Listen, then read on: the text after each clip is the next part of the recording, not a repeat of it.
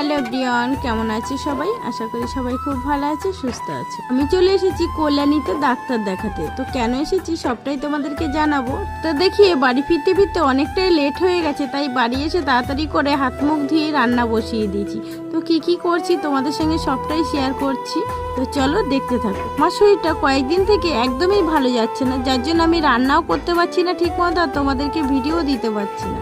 কি হয়েছে চলো আজকে তোমাদেরকে বলেই দিই। আমার হয়েছে পেটে কিডনি স্টোন, আর লিভারটা অনেকটা বড় হয়ে গেছে, যার জন্য আমি কোনো খাবারই হজম করতে পারছি না, আর অসুস্থ হয়ে পড়ছি। তোদের এখানে নৈহাটিতে ডাক্তার দেখাচ্ছিলাম, ডাক্তারবাবু এখন বলে দিয়েছে যে কিডনি স্টোন বার করা যাচ্ছে না, যার জন্য অপারেশন করতে হবে। তাই আমি আজকে গেছিলাম কল্যাণীতে অন্য ডাক্তার দেখাতে। এখানে গিয়ে ওই ডাক্তারবাবু বললো, আমায় একই কথা বলে দিল যে 1 মাসের ওষুধ খাও, 1 মাসের ওষুধ খাওয়ার পরে যদি না বেরোয় তখন তোমাকে অপারেশন করতে হবে। দেখো কত ওষুধ দিয়েছে, কি করে যে খাবো এত ওষুধ বুঝতে পারছি না। আমার এমনিতে ওষুধ খেতে অ্যালার্জি, ওষুধ আমি একদমই ভালোবাসি না।